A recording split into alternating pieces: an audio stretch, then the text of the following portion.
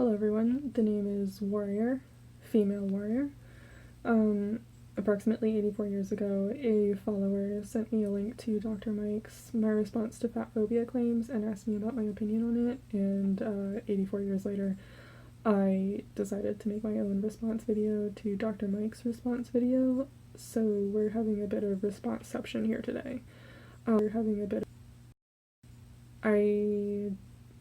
I don't have the time and resources to make like a very high quality essentially essay video like I've seen some YouTubers make. So I'm basically just going to sit here and like watch the video and you'll get audio of the video. So yeah, and then I also want to say that like I don't actually watch Dr. Mike's YouTube video. So yeah, and like so I don't actually watch his YouTube channels. And I'm basically hoping that like this video will start a civil discussion. We'll start a civil discussion, and that's basically it, really. We'll see how this goes. Like Dr. Mike on YouTube, but he really has some fatphobic tendencies. He's actually a fan of intermittent fasting, which is unbelievable to me considering he's a medical professional. In his most recent video, he talked about gastric bypass surgery being good for long-term weight loss. And just in general, he's talked about obesity and quote-unquote watching what you eat. He's done videos where he tried certain fat diets for 30 days, but I've never watched them, so I don't know where he stands on keto, for instance. Anyway, it just goes to show that even doctors can still learn a lot in their own fields. I have to respond to this. He basically goes on to say that he's going to respond to this Reddit post line by line, and so I'm just going to skip to that part.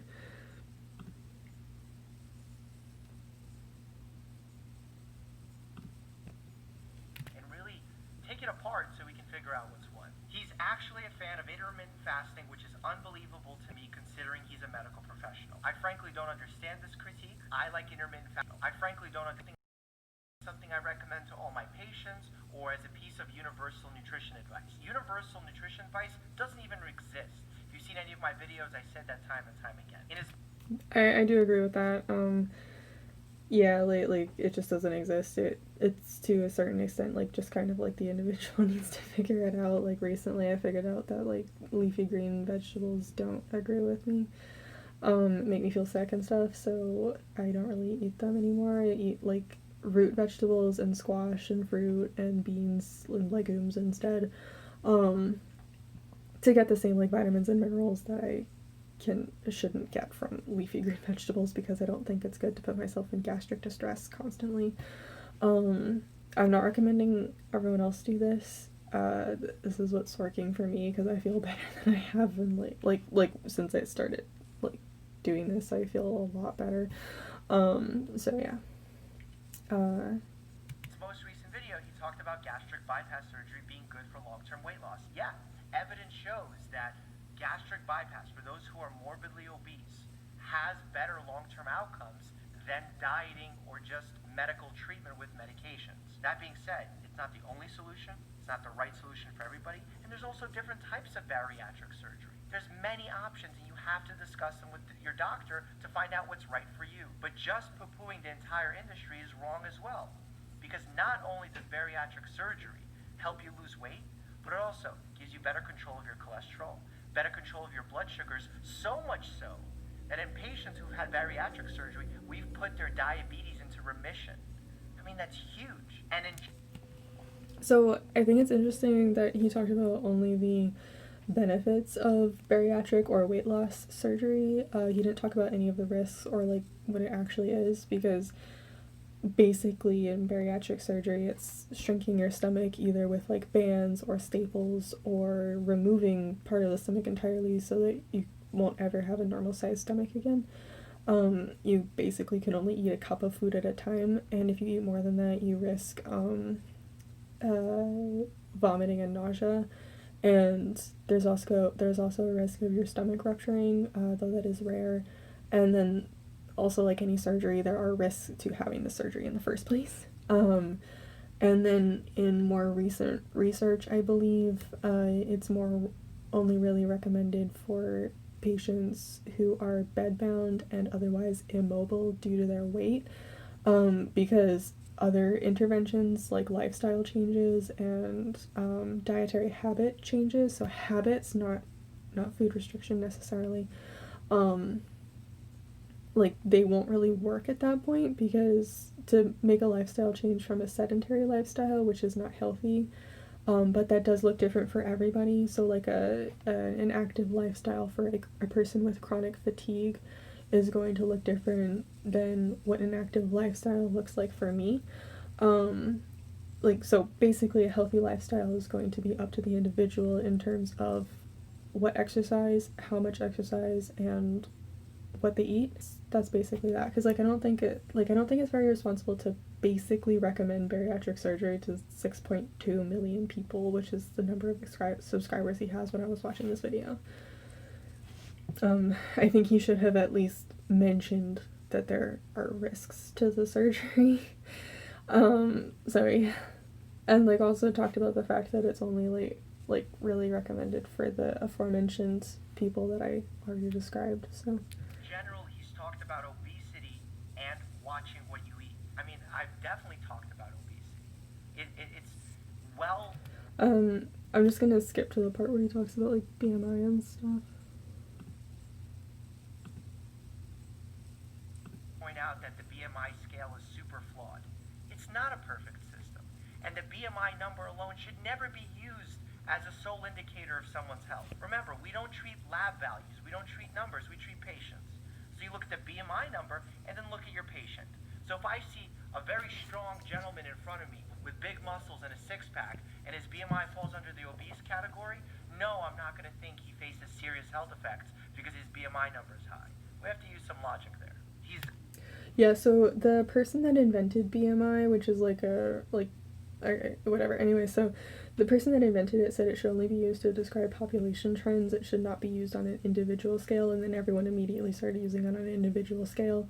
So yeah, and so because according to BMI, like the NFL football players are all obese, so that's the flaw there. And I also thought the example that he used of like a healthy individual would be a man with large muscles and a six-pack, because a six-pack is usually something that you dieted down to a low body fat percentage to achieve, and then also usually are like slightly to a lot dehydrated to have a six-pack. Like in all of Chris Evans like shirtless fighting scenes, he's like basically super dehydrated, or like any superhero movie, or like any like not like any or every, but like it's very common to when you have like a shirtless scene with male actors that they have like dieted down to a low body fat percentage and then dehydrated themselves down to having like popping muscles. So like I think better examples would have been like World's Strongest Men, because they all basically look like the guy who played the Mountain in Game of Thrones, or Olympic weightlifting women, because they are also very like solidly built to like withstand all of the weight that they are lifting.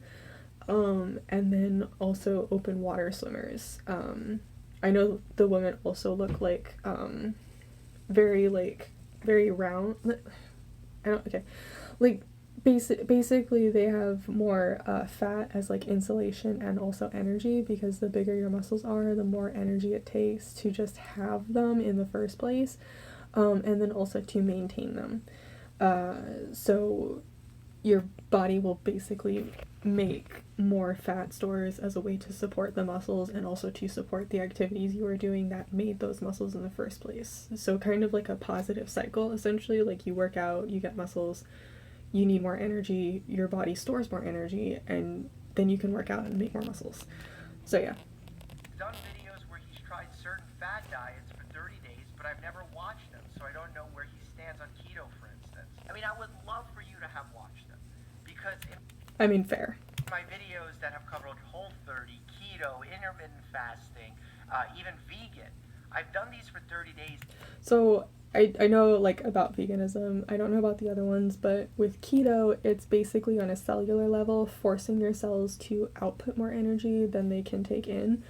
Um, and like so pretty much regardless of how much you eat, you are still outputting more energy than you are taking in. Because on a cellular level, we are basically meant to run off of carbon and glucose. And I think I can't remember. Okay, I can't remember the names of everything, but basically we're meant to like run off of a certain unit of energy, and keto forces your cells to go into ketosis, which is where they break down a more complicated unit of energy, which takes energy so that they can then get energy. So they're constantly putting out more energy than they can take in from the food you're eating, which then forces them to use the fat stores that your body has built up, which is why bodybuilders go on keto before a competition so that they can then work down to a low body fat percentage, but then they can still eat a ton of food every day because, you know, Olympic weightlifters and bodybuilders and world's strongest men, they all need to eat like 20,000 calories a day in order to sustain themselves through the activities that they're doing every day. So that's what that is. And it's not meant to be something that you go on forever. But like outside of the bodybuilding community, I've seen a lot of people who like go on keto for like indefinite periods of time, and it's like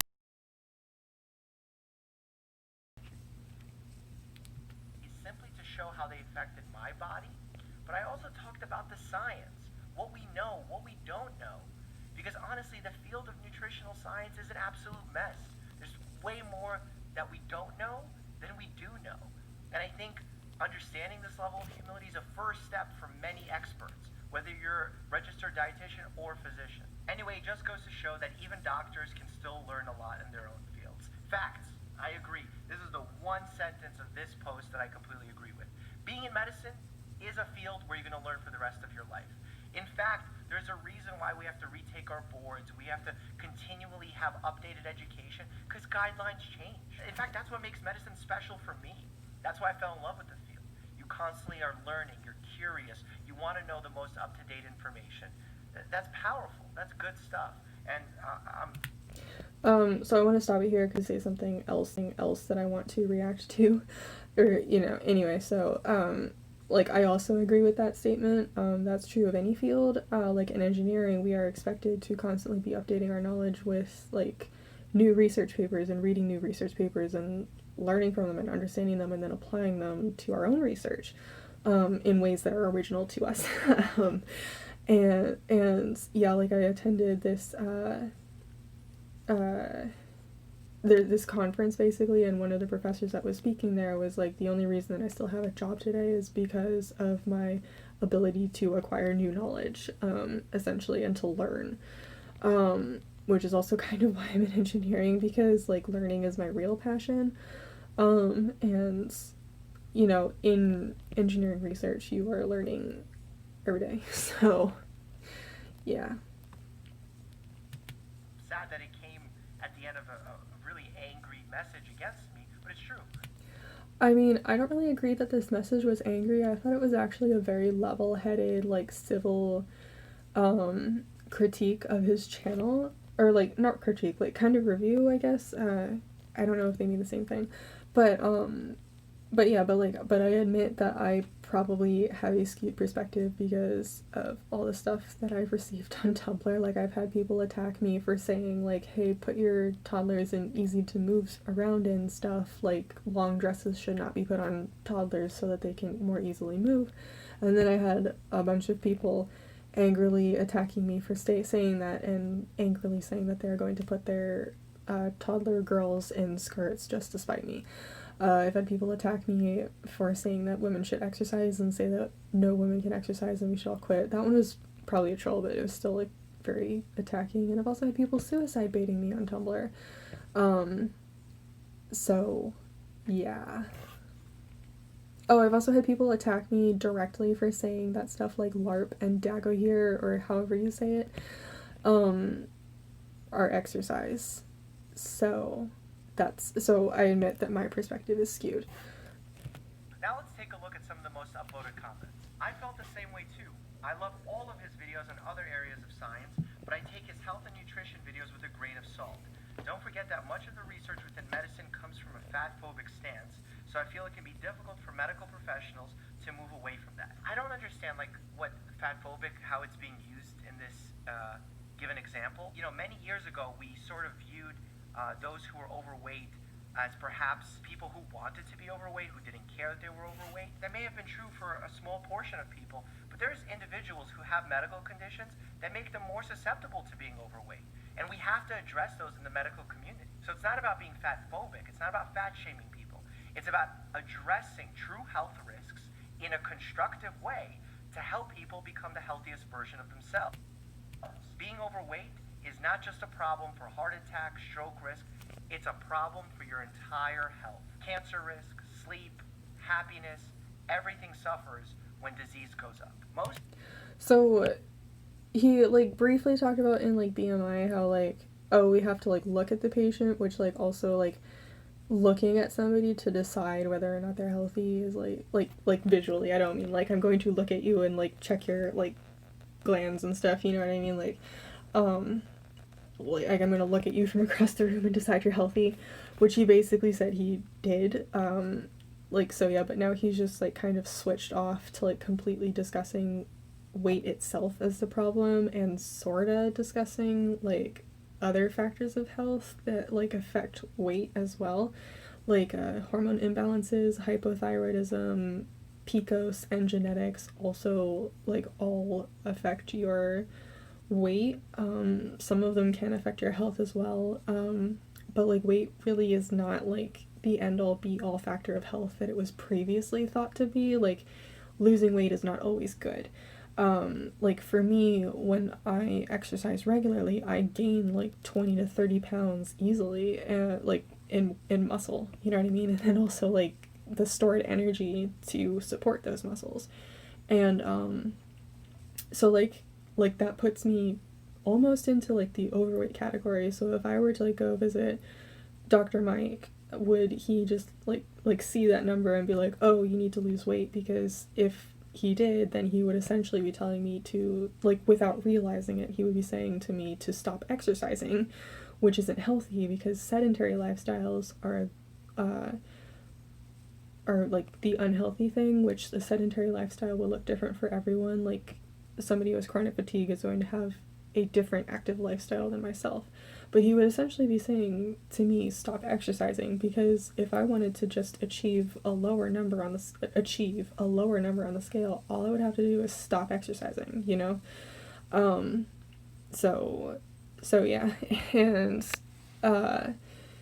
what else does he say? And then he like lists some like health risks and stuff, but like he also doesn't really talk about how like is the obesity and weight itself the problem, or is it other factors like are your clients overworked and stressed from overwork, which in that case they're going to be hungry more because stress increases hunger, and stress also affects your heart health negatively. But he doesn't really talk about that, and he doesn't talk about these other factors that might prevent his patients from attending to their health as much as they would like.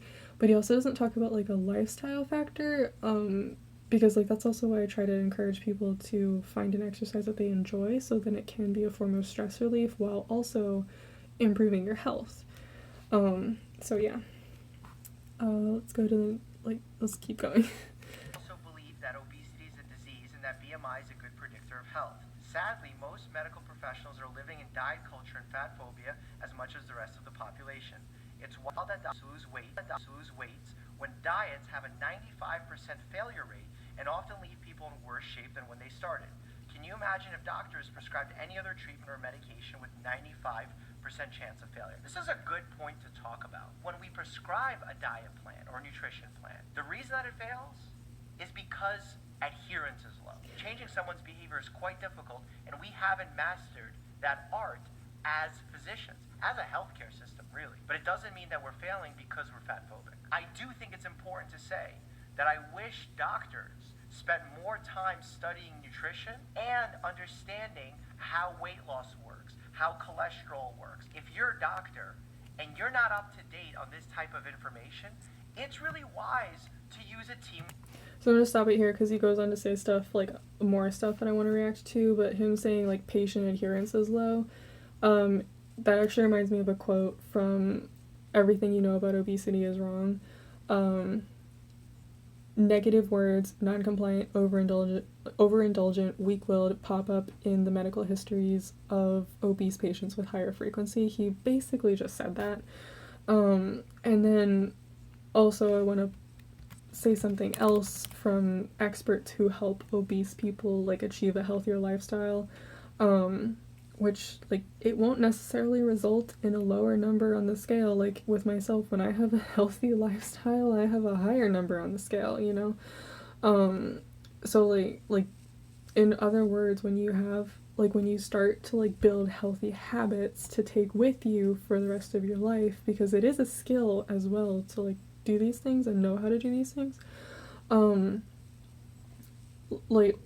like your body is going to change in response to what you are demanding of it. If you figure out, oh, I really like weightlifting, and you start weightlifting, your body is going to respond to those demands by changing. It's going to have I think it's going to have a denser skeleton as well as larger muscles. So like things will change. You can sort of predict the changes based off of the exercise that you are going to do, but that's still not like 100% guarantee, because every single individual is different and everyone like goes through different changes. Everyone builds muscle differently. Everyone metabolizes food differently. So yeah, but then like one expert, like one specialist basically said, 80% of my patients cry in the first appointment. For something as emotional as weight, you have to listen for a long time before you give any advice. Telling someone lay off the cheeseburgers is never going to work if you don't know what those cheeseburgers are doing for them. Which kind of brings me to something that I was thinking about as a result of watching his video, is that food is comfort for a lot of people, myself included. Like, I'm very comforted by food and cooking and stuff because I grew up doing these things. So I have the advantage of having learned how to cook with my mom, so cooking is like a hobby / lifestyle / like tradition for me. So yeah, but like, what if you didn't have somebody to teach you how to cook, or like you don't have somebody to teach you how to cook, and you don't have time to set aside to learn how to cook, or money to go to cooking classes to learn how to cook, and you can't afford to buy food you don't know how to cook and then mess it up to the point where you cannot eat it because that was your food money, that was it, you know? So you need to do things like, you need to buy the cheeseburgers because that's the food that you are sure you can eat. You need to buy the pre-made, like the frozen pizza, and you need to buy canned food, because you know how to prepare these things, and you know that this will be good to eat, you know? Like, and by good to eat, I mean like it's not gonna be inedible, like it's not gonna be like charred or undercooked or something like that. So like you can't, like, so like in this article they also tell people, like they also have doctors who tell people like, oh, learn how to, like, why don't you cook? I know what it's like not to have time to cook. Meanwhile their patient who's working 3 jobs is like, you don't have any idea. So like, instead of telling your patient like, oh, learn how to cook, why not say like, oh, actually you like your blood pressure is too high, so try to decrease the salt in your diet, and like, okay, what are you eating? Oh, you eat a lot of like pre-made food. Okay, well, look on the nutrition label and try to find something with lower salt content, like, because the nutrition label has to be on everything, so you can find like sodium and it will say like 500 milligrams or something, so try to find one that has less than that. Some of them have 0 milligrams, and then you can add salt to it, but then you can control the amount of salt that you're eating. So like that kind of thing, like helping them to build skills essentially.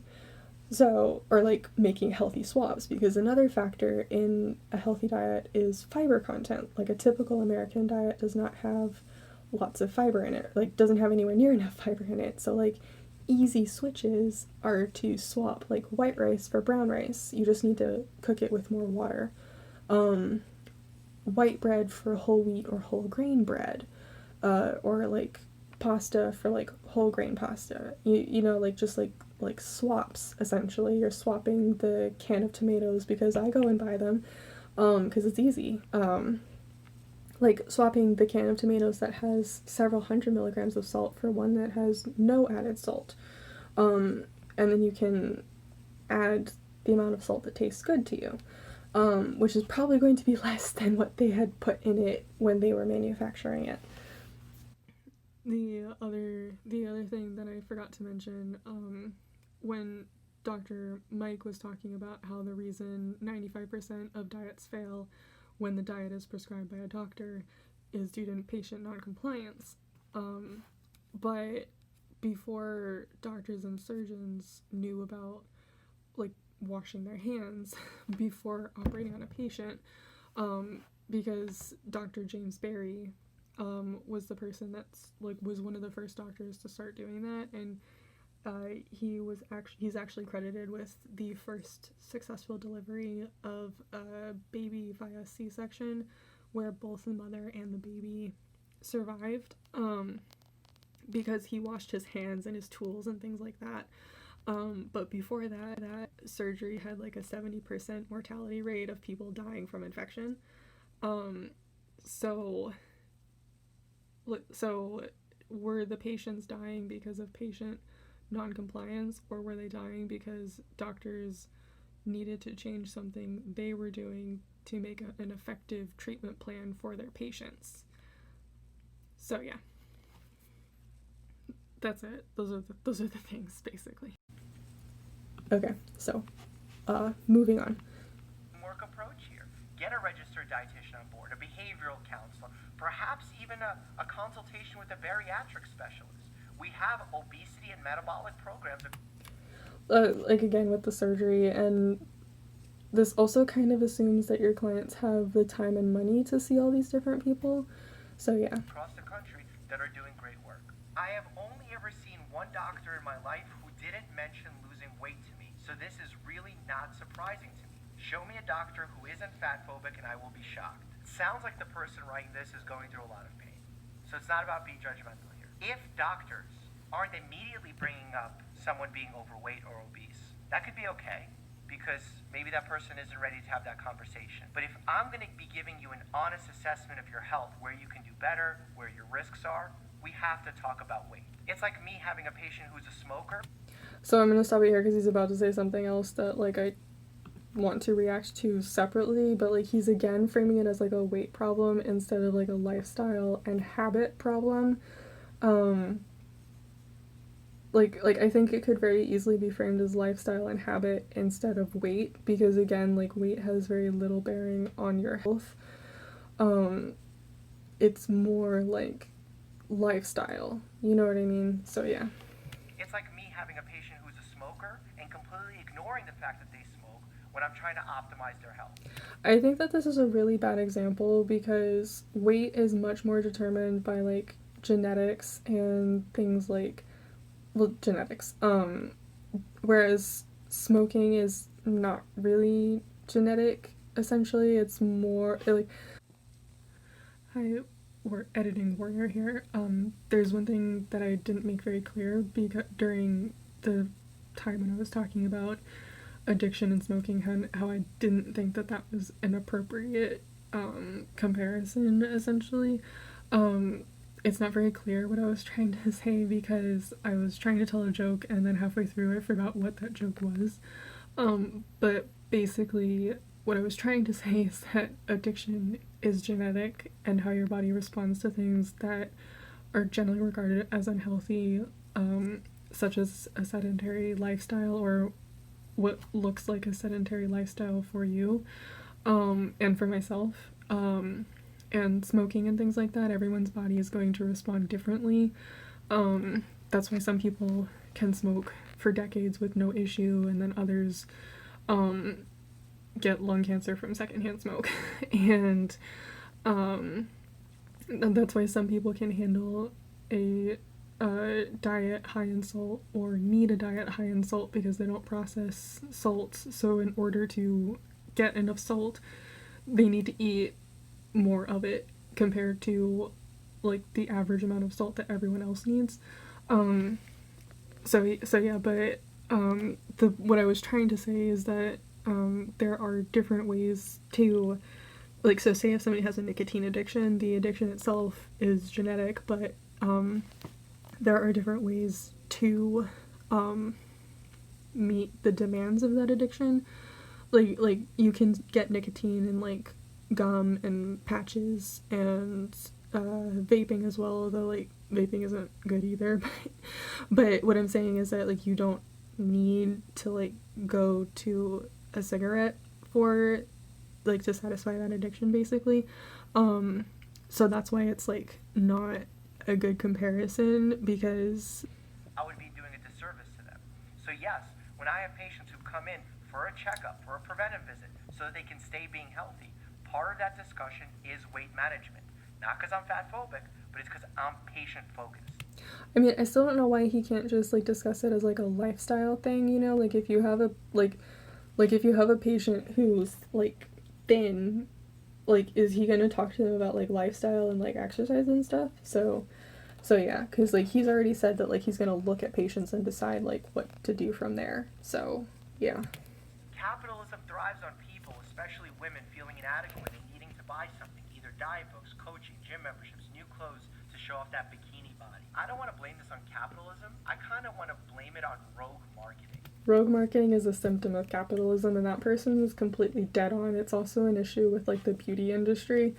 And commercials also like basically create an insecurity by like telling people like, oh, this is what you think and feel, and then here's the solution for this thing that we're gaslighting you into thinking and feeling. So yeah.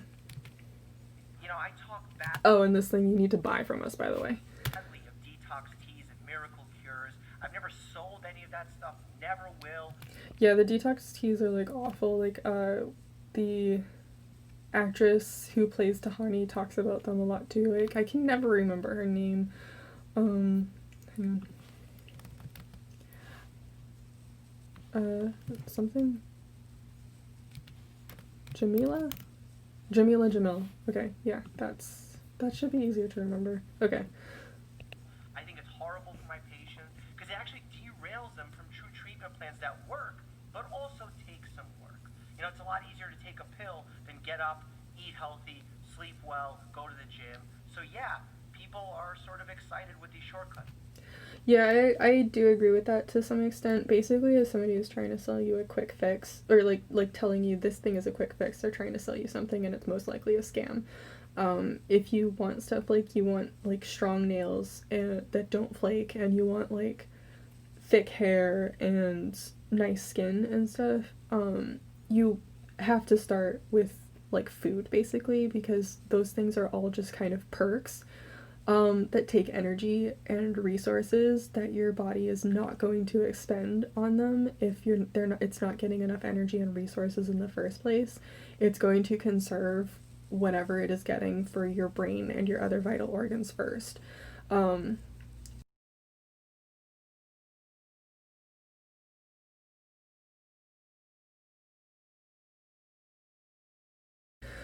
um, so yeah, but you know it all does take work because you do need to have like you need to first build habits and then you need to maintain those habits and you need to maintain them for a lifetime. So yeah. But honestly, these shortcuts don't exist. It's not capitalism. It's rogue evil marketing. This one Rogue evil marketing is a symptom of capitalism. So yeah. is actually in support of what I said. He's always advocating for preventable care because it's cheaper for the patient to lose weight than spend thousands of dollars on heart surgery and diabetes care. He's not fatphobic, he just doesn't want you in debt. I'm a huge fan of preventive care. I mean, that's why I love family medicine and what I do. Because I want to prevent a heart attack rather than just simply treat it when it's there. Saving someone money, saving someone having to take medications long term for the rest of their life because they have a stent. I want my patients to live the highest quality of life with as least medications as possible, and part of that means lowering your weight naturally if you're overweight or obese, of course. look, I completely disagree with fat shaming. Yeah, like he just kind of like gave up talking about like a holistic view of health, and now he's just completely focused on talking about like weight and obesity as like lowering the number is like lowering the number, framing it as a lifestyle thing. So yeah. I'm not fat phobic. I want my patients to live happy and healthy lives. And many of the times, if they're obese or morbidly obese, I want to help them lose weight so that they can reach their goals and have a high quality, long life. That being said, if you want more information, Yeah, so um again, I think it can be framed more as a lifestyle thing. So yeah, cuz yeah. Um so he kind of just like he talked about stuff like kind of shallowly, like talking about it was really one-sided um towards like weight loss, and like a higher number is always bad, or unless you're a large muscled man, you know, because those are only people with large muscles, because female only people with women open water swimmers don't exist, obviously, and you know, women martial artists don't exist, and none of us have muscles if we do. Anyway, so uh yeah, so it was kind of like like a shallow critique of a critique, essentially. He didn't really like it wasn't like a uh like he didn't really refute anything, and he also, like, you know, in like a debate when they say like, oh, you need to bring up their point and then like disprove it, like he didn't really do that. Like he didn't look at it from like the other side, essentially, of like so yeah. um and like oh, like in a persuasive essay, you know how you have to like acknowledge like arguments different from your own, and so he didn't really do that. um he did try like halfway through to talk about weight as like a holistic part of health, you know, but I don't think he did it very well, because it was kind of like a very stereotypical like example, and uh like it wasn't very inclusive. Is like the typical thing that people think of when they think of like a healthy person is like um a muscly man with it, but like a six-pack muscly man. um so yeah, and yeah, so like I guess I just hope that this starts like a civil discussion. If I see people being rude in the comments towards anyone, I will be figuring out how to delete it and moderate it and whatever else, because this is going to be a learning curve for me for a while. So yeah, and I don't have an outro yet, so yeah, uh, stay strong out there. Help each other, protect each other, because the only way we're gonna get through this is with each other. So